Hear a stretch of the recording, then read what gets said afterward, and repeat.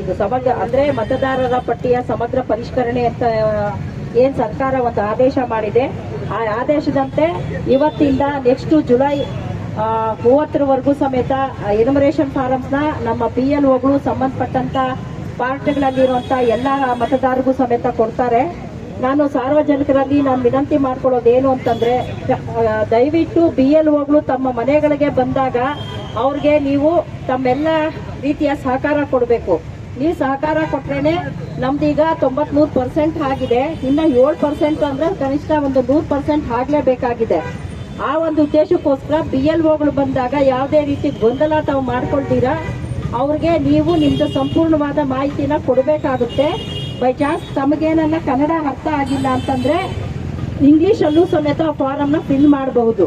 ಮತ್ತೆ ನಿಮಗೆ ಅದು ಅರ್ಥನೇ ನಿಮಗೆ ಫಿಲ್ ಮಾಡಕ್ಕೆ ಬರೋದಿಲ್ಲ ಅಂತಂದ್ರೆ ನೀವು ಅದನ್ನ ಹೇಳಿದ್ರೆ ನಮ್ಮ ಸಂಬಂಧಪಟ್ಟಂತ BLO ಅವರು ಅದನ್ನ ಫಿಲ್ ಮಾಡ್ತಾರೆ. ಫಿಲ್ ಮಾಡಿದ್ದಾದ್ಮೇಲೆ ಕಡ್ಡಾಯವಾಗಿ ಆ ಮನೆ ಯಜಮಾನ್ರು ಯಾರು ಇರ್ತಾರೆ ಅವರು ಇದನ್ನ ಫಾರಮ್ಗೆ ಫಿಲ್ ಮಾಡಿ ಸೈನ್ ಮಾಡಿ ಕೊಡಬೇಕಾಗುತ್ತೆ. ದಯವಿಟ್ಟು ತಮ್ಗೆಲ್ಲ ಗೊತ್ತಿರುತ್ತೆ, ಇದು ಎಲೆಕ್ಷನ್ ಅಂತಂದ್ರೆ ನಮ್ಮ ಮತದಾರರ ಪಟ್ಟಿಯ ಸಮಗ್ರ ಪರಿಷ್ಕರಣೆ ಅಂದ್ರೆ ಶುದ್ಧೀಕರಣ ಅಂತ ಹೇಳ್ತೀವಿ. ಈಗಾಗಲೇ ಸುಮಾರು 2002ನೇ ಮತದಾರರ ಪಟ್ಟಿಯಲ್ಲಿ ಇರುವಂತವ್ರು 2025ನೇ ಸಾಲಿನ ಮತದಾರರ ಪಟ್ಟಿಯಲ್ಲಿ ಇರಬೇಕಾಗುತ್ತೆ. ಬೈ ಚಾನ್ಸ್ ಆ ಥರ ಎಲ್ಲ ಏನು ಇಲ್ಲ ಅಂತಂದ್ರೆ 2002ರ ಮತದಾರರ ಪಟ್ಟಿಯಲ್ಲಿರೋರು 2025ನೇ ಮತದಾರರ ಪಟ್ಟಿಯಲ್ಲಿ ಇರುವಂತವ್ರದ್ದು ಅವ್ರು 2002ನೇ ಇಸ್ವಿಯಲ್ಲಿ ಅವ್ರ ಮತದಾರರ ಪಟ್ಟಿ ಎಲ್ಲಿತ್ತು ಅಂತ ಮಾಹಿತಿನೂ ಸಮೇತ ಕೊಡಬೇಕಾಗುತ್ತೆ. ತಾವು ಆ ರೀತಿ ಮಾಹಿತಿ ಕೊಟ್ಟಾಗ ಮಾತ್ರನೇ ನಮ್ದು 100% ಪ್ರೋಗ್ರೆಸ್ ಆಗುತ್ತೆ.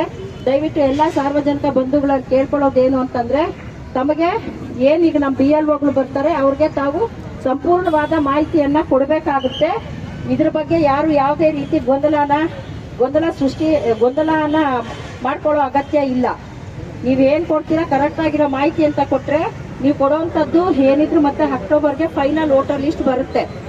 ಆ ರೀತಿ ಫೈನಲ್ ವೋಟರ್ ಲಿಸ್ಟ್ ಬಂದಿದ್ದಾದ್ಮೇಲೆ ಬೈ ಚಾನ್ಸ್ ಏನನ್ನ ಅದರಲ್ಲೂ ನಿಮ್ಮ ಹೆಸರುಗಳು ಏನನ್ನ ಇಲ್ಲ ಅಂತಂದ್ರೂ ಅದಕ್ಕೂ ಸಮೇತ ಅವಕಾಶ ಇರುತ್ತೆ. ದಯವಿಟ್ಟು ಎಲ್ಲಾ ಸಾರ್ವಜನಿಕರು ಸಮೇತ ನಮ್ಗೆ ಸಹಕಾರ ಕೊಟ್ಟು ನಮ್ಮ ತಾಲೂಕು 100% ಆಗೋ ತರ ಸಹಕಾರ ಕೊಡಬೇಕು ಅಂತ ಕೇಳ್ಕೊಳ್ತೀನಿ. Thank you.